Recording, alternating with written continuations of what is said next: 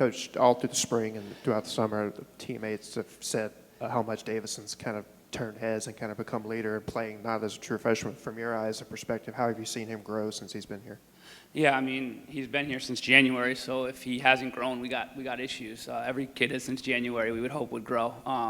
He's in a great competition with 11 other corners in camp, and got to fight every day. But yeah, he's grown. He's grown since January. He's out there competing. It's good to see him do that, just like everybody else. Chris, we don't get a chance to talk to you very often, but how excited are you to be calling the shots on this defense this fall? Just as excited as I was last year. I just look to do my part and contribute any way I can. So I'm fired up. I think we got a great bunch. We got 52 guys in camp, and they're all competing. They're all hungry. We want to be violent. We want to be aggressive. We want to make plays. So I don't get any more excited for my role. I just do the role that is asked of me, and my role is to call the shots and call the defense, and I'm going to do it to the best of my ability. It looks like you're going to have a lot of depth on that defensive line. And I want to ask you just about the moves y'all have made in the portal to bring guys in, as well as recruiting defensive linemen. It's really turned that unit around in the last 2.5, 3 years.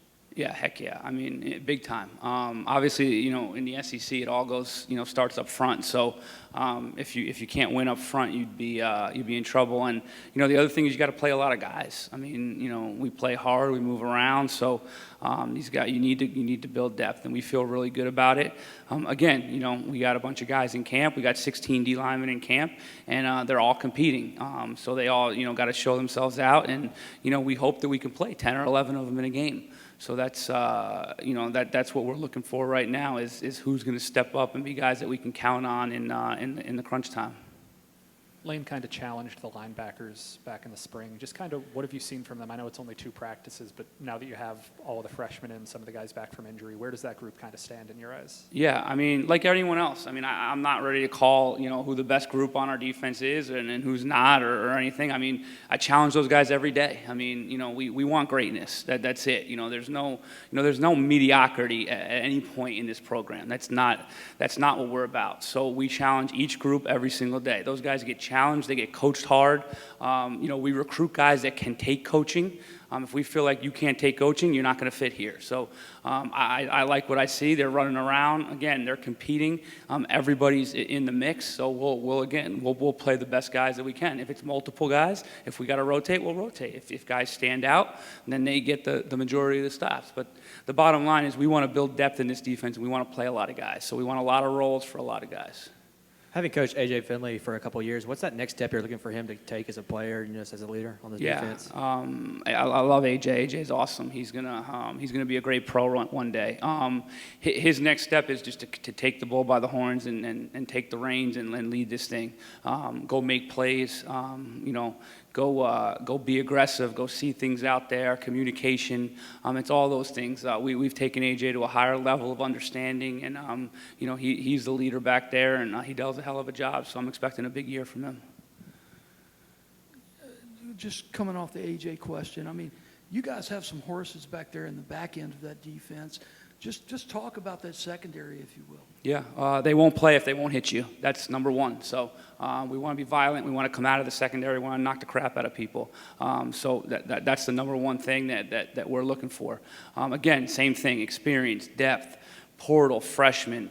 It's a whole collective group. We'll play a lot of guys if we can, or we'll play guys that earn it and do what we ask. But we ask a lot of those guys, and they come and they play. I'm excited about them, just like I am in every position group.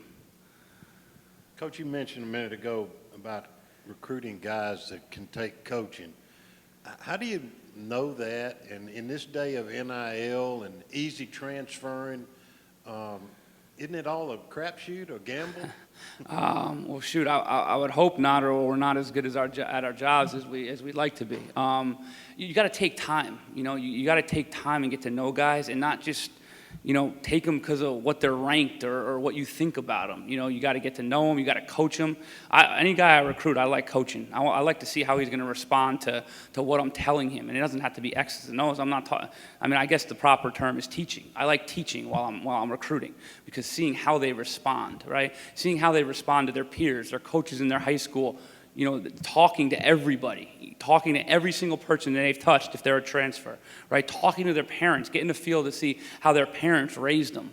It's the full gamut of stuff. And the beauty and what I love about Lane, and he really taught me this or even honed it in even more, is like, if this kid's a great player, but he's not going to be coachable and he can't learn what we want him to learn, or he doesn't fit into our program, we're not going to take him, right? I mean, I think people will be astonished at the kids that we've turned down here because they don't fit in our program. Right? So I think that's what we do the best, and that's why when we guys get in here, they can mesh together, and they can fit together because they're all like-minded. So we work really hard at doing that. Chris, some of the players have said that they sense that this is going to be a more aggressive defense than maybe it was a year ago. I was just kind of curious your philosophy about blitzing, attacking, as opposed to a more conservative approach, how that's developed for you over your stops at Michigan and here and other places. I think like anything, experience is everything for somebody. So it's just every coach that I've touched, everybody that I've been a part of, all the way back to my college defensive coordinator, has a little influence on how you like to do things and call things and set things up. But when it comes to like blitzing, I mean, that it's irrelevant. Like if we win the first game by dropping 11, we're gonna drop 11, right? If we're ahead, we're not gonna just take like senseless shots and do things just to do them. We're gonna prepare. We're gonna look at the opponent. We're gonna see what's best, and we just got to build a defense that's able to be adaptable to do what we need to do. So we're not gonna be one-dimensional, but we're also not gonna just do stuff because it's a mentality like, no, we're going to be aggressive. We're going to hit people, right? But that doesn't mean bringing pressure, right? That means understanding angles and doing the right thing. I mean, there might be times we bring a bunch of pressure. There might be times we don't bring any pressure, right? I think that's what a great defense is. They can do a variety of different things. It seemed like last year so much of the conversation and motivation was about playing with a chip on your shoulder after having a bad year. When you guys are coming off a little better of a year defensively, is it hard to still play with that? Does the motivation change, or how do you kind of keep that mentality going on a defense that's experienced a little more success? Yeah, I mean, there is no success unless you're the best. So, I mean, we weren't the best. So, yeah, we play with a chip on our shoulder, right? And then even when you're the best, you got to keep going. That's the beauty about the game of football, man. It humbles you every single day. So every play, every rep, it humbles you, right? You can be great for 10 plays in a row and then give up a big play, give up a touchdown, right? Game in, game out, year in, year out. So you can't get caught up into, oh, we improve. Like, yeah, okay, we improve, but okay, so what can we do to be better now? What can we improve the improvement on, right? So I think it's easy for these guys to play with a chip on their shoulder. And again, it goes back to who we're recruiting, the type of player we're bringing in here. But, I think, yeah, we do got a chip on our shoulder. That's how you have to live in this sport, right? You got to have a chip on your shoulder or someone will humble you immediately. Yeah, this kind of goes back to the recruiting and the teaching thing that you brought up. But just talking to a couple guys yesterday, they said that one of the reasons that they really like you is that you don't sugarcoat things and that you say what's on your mind and that they really appreciate that. I guess where does that kind of come from, and why do you find that to be the effective way of doing things? Yeah, I mean, clarity is power, man. I just think, like, you give these guys clarity and you show them the good and the bad. Just like, when you're being raised. I mean, your parents are going to be honest with you. They're not going to hide things from you. I just think, you're as clear as possible with these guys, and they learn to trust you and they understand. I mean, our job as coaches is to look at the ceiling of a football player and break them clear through what they even think they can reach. And not even just a football player, as a man.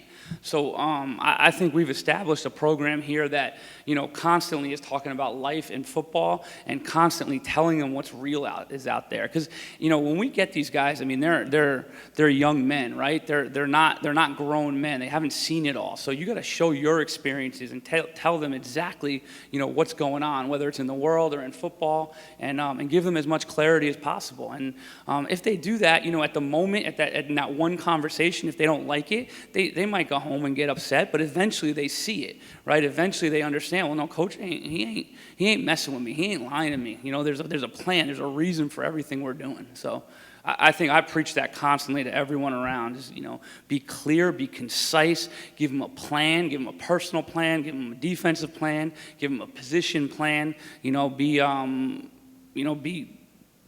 in on making them understand, you know, what the mission is. We good? All right, guys.